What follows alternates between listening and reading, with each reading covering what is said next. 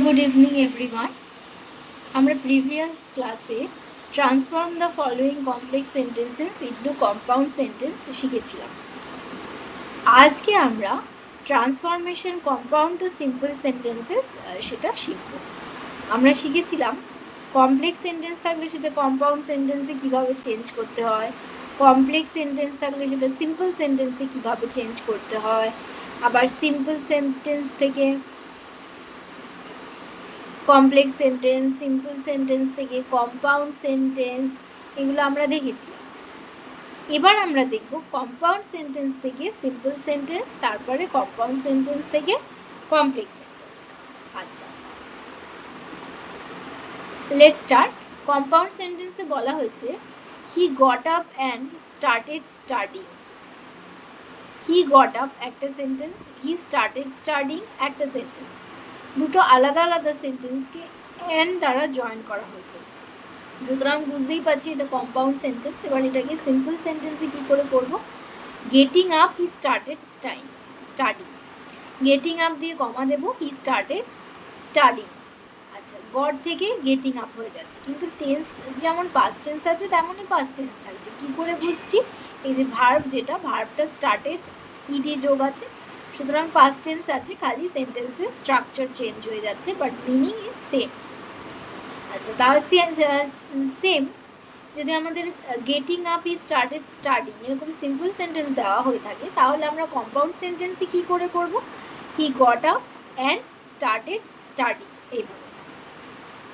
Next বলেছে হি must return the money or he will be punished. তাকে পয়সা ফেরত দিতে হবে অথবা তাকে পানিশ করা হবে, শাস্তি দেওয়া হবে। অর দিয়ে জয়েন হয়েছে, he must return the money একটা sentence, he will be punished একটা সেন্টেন্স। দুটো সেন্টেন্সকে অর দ্বারা জয়েন করা হয়েছে। সিম্পল সেন্টেন্স যখন আমরা করব সেখানে আমাদের চেঞ্জ হয়ে যাবে, হি must return the money to escape punishment. তাকে অবশ্যই পয়সা ফেরত বা টাকা ফেরত দিতে হবে পানিশমেন্টের হাত থেকে বাঁচার জন্য।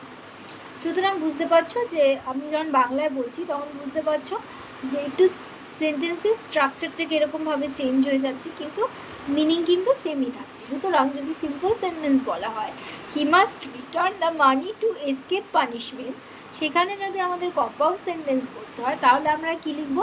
হি মাস্ট রিটার্ন দ্য মানি অথবা or he will be punished. Next বলেছে কম্পাউন্ড সেন্টেন্সে a shark must keep swimming or it will die.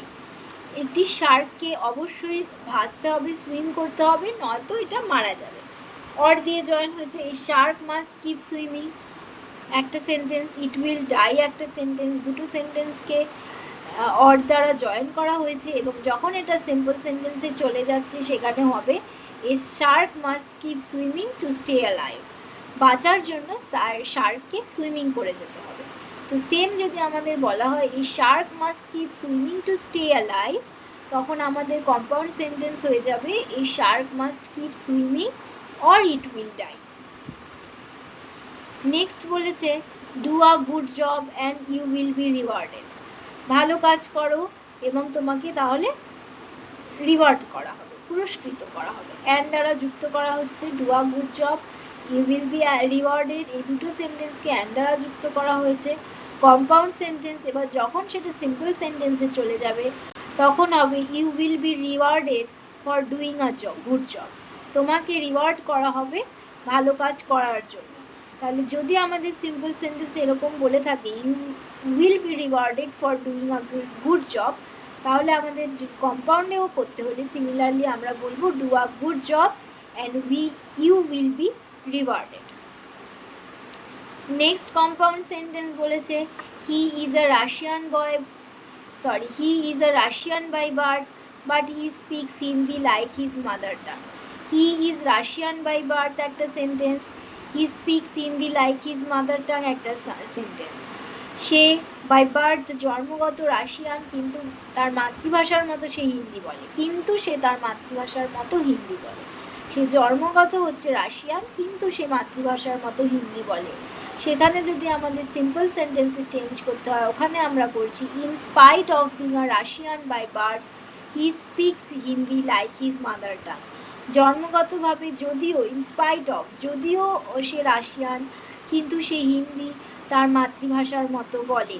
তো in spite of being a Russian by birth he speaks Hindi like his mother tongue, যদি আমাদের এইভাবে বলা হয় তাহলে আমাদের কম্পাউন্ড সেন্টেন্সে হয়ে যাবে he is a Russian by birth, but যোগ হবে কিন্তু, সে রাশিয়া জন্মগ্রহণ করেছে কিন্তু সে বাংলা ভালো বা হিন্দি ভালো বলতে পারে, বাট কিন্তু হি speaks Hindi like his mother tongue.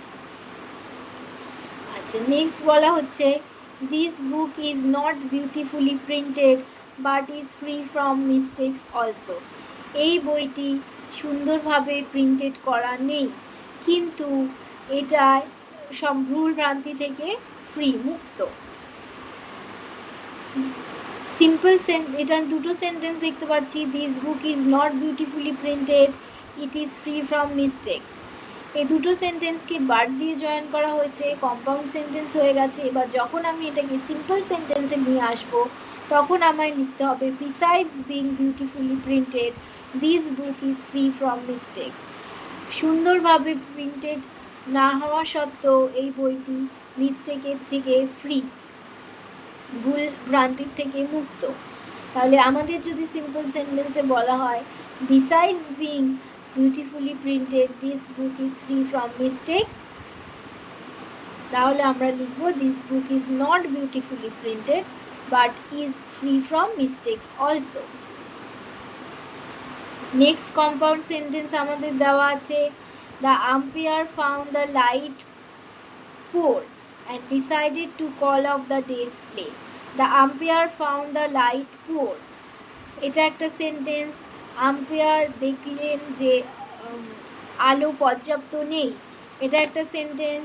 He decided to call off the day's play, এবং তিনি ডিসাইড করলেন যে আজকের মতো খেলাটা স্থগিত থাকবে, অ্যান্ড দিয়ে জয়েন হয়েছে।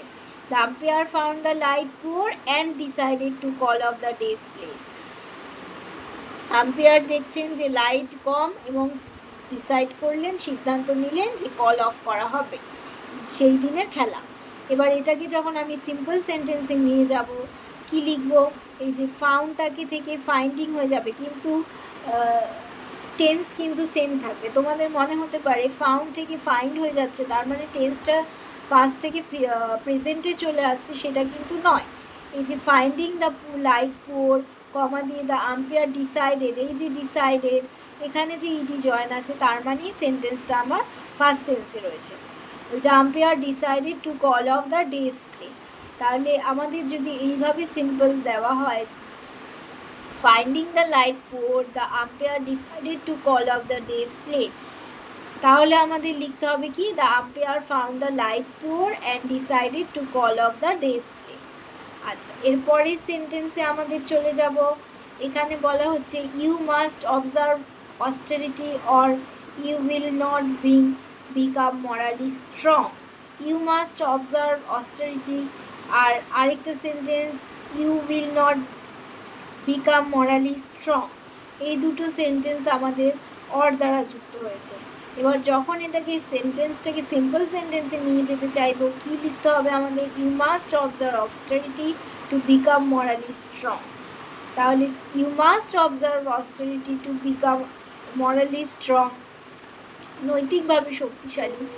এটা যদি আমাদের এই সিম্পল সেন্টেন্সে দেওয়া হয় তাহলে আমাদের কম্পাউন্ড সেন্টেন্সে আমরা লিখব you must observe austerity or you will not become morally strong.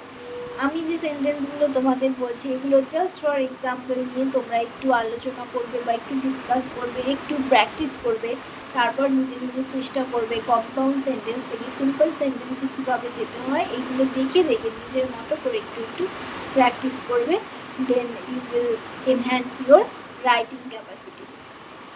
আজকে এইটুকুই থাকলো। যদি আর আজকের ভিডিওটি ভালো লাগে তবে অবশ্যই লাইক, শেয়ার অ্যান্ড সাবস্ক্রাইব করে দেবে। নেক্সট দিন আমরা করব compound sentence to complex sentence. আজকে এইটুকু, বাই।